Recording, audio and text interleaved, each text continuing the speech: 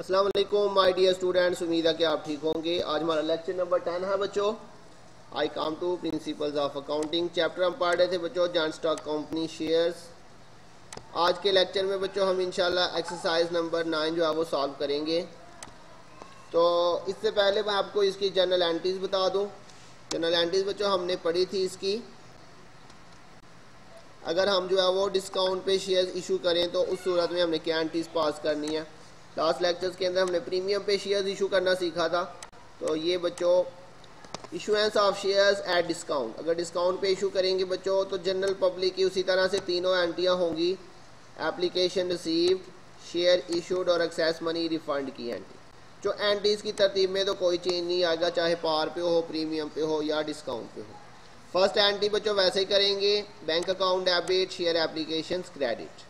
और third entry भी बच्चों देखें सेम वैसे ही होगी, एक्सेस मनी रिफंड की। इसी एंट्री को आपने रिवर्स कर देना है, share application debit, bank account credit. तो सेकंड एंट्री बच्चों हम क्या करते थे, ये शेयर एप्लीकेशन डेबिट और शेयर कैपिटल को क्रेडिट कर देते थे। तो अगर बच्चों डिस्काउंट पे इशू करेंगे तो साथ में आपने क्या करना है, डिस्काउंट आएगा तो डिस्काउंट को आपने डेबिट कर देना है। तो ये देखिए शेयर कैपिटल वाली एंट्री में बच्चों, कौन सी एंट्री में, शेयर कैपिटल वाली एंट्री में, याद रखिएगा शेयर डिस्काउंट को आपने डेबिट कर देना। जैसे हमने प्रीमियम पे किया था तो प्रीमियम में हमने बच्चों क्या किया था, शेयर प्रीमियम को हमने क्रेडिट कर दिया था। तो ऐसे ही बच्चों डिस्काउंट अगर आ जाए तो डिस्काउंट के अंदर आपने क्या करना है जी, शेयर डिस्काउंट को आपने डेबिट कर देना। ठीक हो गया बच्चों। तो ये एंट्री पहले याद कर लीजिएगा, उसके बाद आपने जो है वो इसका क्वेश्चन सॉल्व करना है।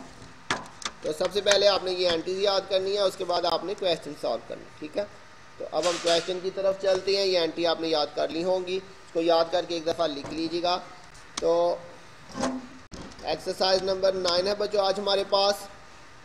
इसमें कह रहा है जी, company pass a resolution in general meeting to issue 40,000 share of ₹10 each at a discount of ₹1 जी बच्चों। ₹1 उसने बताया डिस्काउंट है इसमें। Application were received for 30,000 shares were allotted, make necessary entries and prepare balance sheet. नाम बच्चों उसने नहीं बताया हुआ।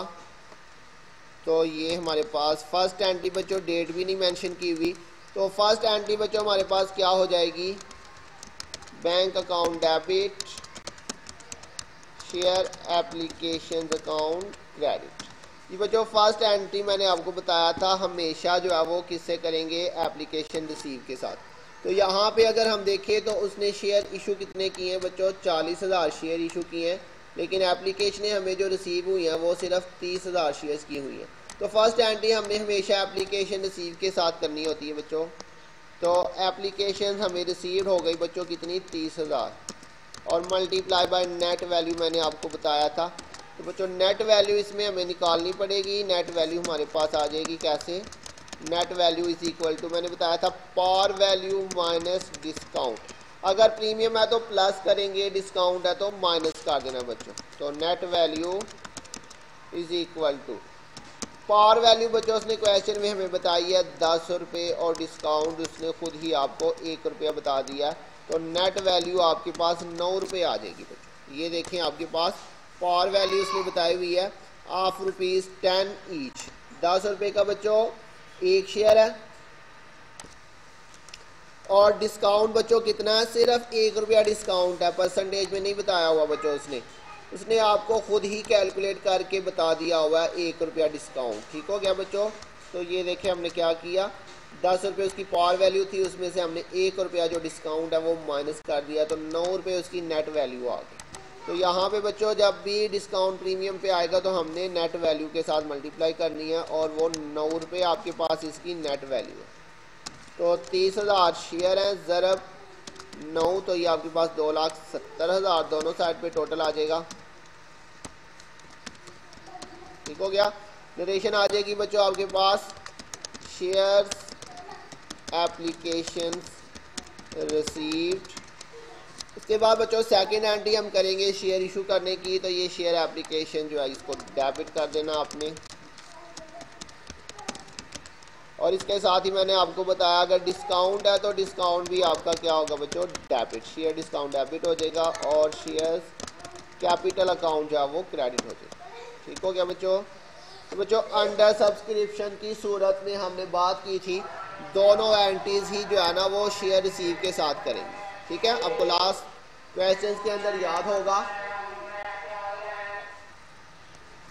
कि हमने अंडर सब्सक्रिप्शन की सूरत में दोनों एंट्रीज ही एप्लीकेशन रिसीव के साथ करनी है। ये अंडर सब्सक्रिप्शन है, देखिए 40,000 इशू किए थे लेकिन 30,000 एप्लीकेशनें रिसीव हुई हैं। तो बच्चों याद रखिएगा अंडर सब्सक्रिप्शन की सूरत में दोनों एंट्रीज ही एप्लीकेशन रिसीव के साथ करेंगे। ठीक है, दोनों एंट्रीज ही कितने से होंगी? 30,000 से। तो 30,000 ज़रब 9 नेट वैल्यू से आएगा ये 2,70,000। जहाँ पर भी बच्चों एंट्रीज करनी है सारी एंट्रीज मैंने बताया था नेट वैल्यू से करेंगे, सिर्फ डिस्काउंट को डिस्काउंट के साथ, प्रीमियम को प्रीमियम के साथ और शेयर कैपिटल को पार के साथ करना है। उसके अलावा जितनी भी एंट्रीज आएंगी वो नेट वैल्यू से होंगी। तो डिस्काउंट बच्चों उसने बताया था 1 रुपया डिस्काउंट था आपको, तो ये आपके पास मल्टीप्लाई होके 30,000 आ जाएगा। और शेयर कैपिटल के सामने 30,000 शेयर है और हमेशा बच्चों शेयर कैपिटल के सामने मैंने बताया था पार वैल्यू से मल्टीप्लाई करना होता है। तो ये मल्टीप्लाई करके 3 लाख आ जाएगा। नरेशन आ जाएगी share issued to general public. जी बच्चों थर्ड एंट्री यहाँ पे नहीं होगी। थर्ड एंट्री कब होती है? जब ओवर सब्सक्रिप्शन होगा, जब ज़्यादा एप्लीकेशनें आएंगी। ये अंडर सब्सक्रिप्शन है, तो अंडर सब्सक्रिप्शन की सूरत में बच्चों थर्ड एंट्री नहीं होती। ठीक हो गया, सिर्फ 2 ही जनरल एंट्रीज इसमें हुई हैं हमारे पास। इसके अलावा बैलेंस शीट में आ जाए सबसे पहले बच्चों ऑथोराइज्ड कैपिटल। ये इसने क्वेश्चन में नहीं दिया हुआ, आप इसको ऐसे ही बस लाइन लगा सकते हैं। इसके बाद नेक्स्ट हेडिंग बच्चों आ जाएगी आपके पास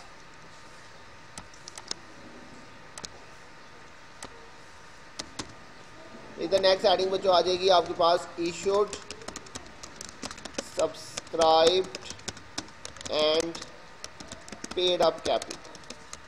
तो इसके अंदर मैंने आपको बताया था जो आपने शेयर कैपिटल में लिखे होंगे बच्चों वो वाले शेयर लिखने हैं, बाकी कोई शेयर आपने नहीं लिखने। शेयर कैपिटल में देखें 30,000 शेयर है, 10 रुपये का एक है। तो इसी तरह से आपने यहाँ पे लिख लेना है 30,000 shares at a rate ₹10 each to general public.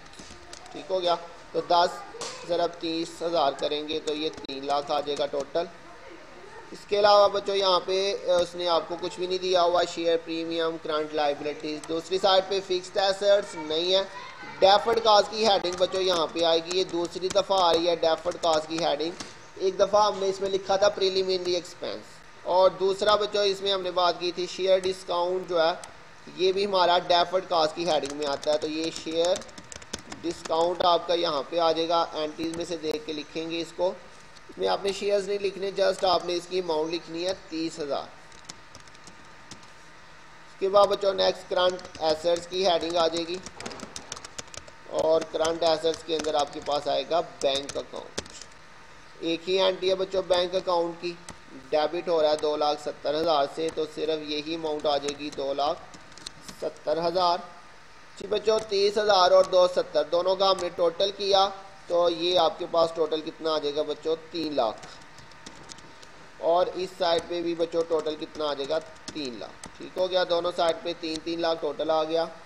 तो जस्ट इतनी सी इसकी बैलेंस शीट थी बच्चों। उम्मीद आपको समझ आ गई होगी बच्चों क्वेश्चन की। अगर किसी पॉइंट की समझ नहीं आई बच्चों आप पूछ लीजिएगा। ना होमवर्क करके बच्चों डेली बेसिस पे सेंड करना है, अटेंडेंस आपने याद से बच्चों मार्क करनी है। अपना ध्यान रखिएगा, इंशाल्लाह बहुत जल्द मिलेंगे नेक्स्ट लेक्चर के साथ। तब तक के लिए अल्लाह हाफिज़।